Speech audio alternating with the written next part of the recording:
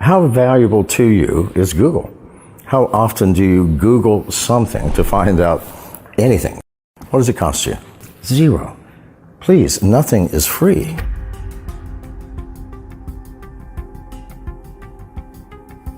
I'm thinking people are foolish if you believe you can go onto the internet, sign on to a social media site, and expect to have privacy. That's ridiculous.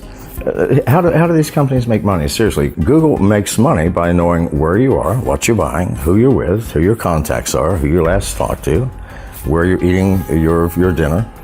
This is how everybody makes money. And to think that you're going to get these free services, seriously, if you want to use free services and you're paying nothing for them, why then are you upset that they're taking the data that you input and selling it? I mean, to expect privacy in this world where hackers can see anything, the government can see anything, that our telephones, our smartphones are designed to spy on us. They have application interfaces that let them access your location, your contacts, who you're calling, what you're buying. Why? Because marketers pay a lot of money for that. You know, once you log on to the internet, your privacy is gone. So you have a choice. Keep your privacy or go, okay, well, I'm going to be very careful about what I input. You know, people ask me for my phone number, I just don't give it to them. You know, certain information you do not get, and if I cannot get onto your site, then I'll go somewhere else. Why do we accept smartphones that have the capacity to find my location, turn on my camera, turn on my microphone, look at my contacts, see who I last called, find out what I'm buying on Amazon or what have you? Why do we accept that? Because this makes our life easy. I expect everything that I put into the internet to be taken away.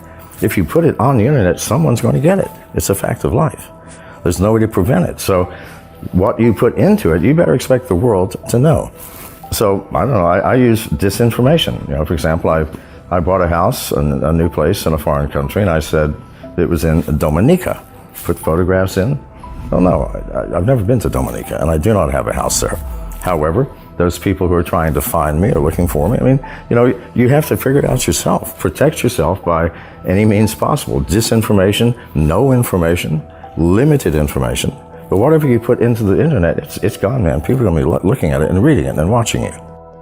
Would any government allow Google, Facebook, Twitter, that has massive amounts of information on everybody, not just in America, but in the world? Do you think they would allow that just to freely go on its way? Of course not. Please, Lord. This is how governments work. You think I'm paranoid? Governments are paranoid. They're all terrified of losing power.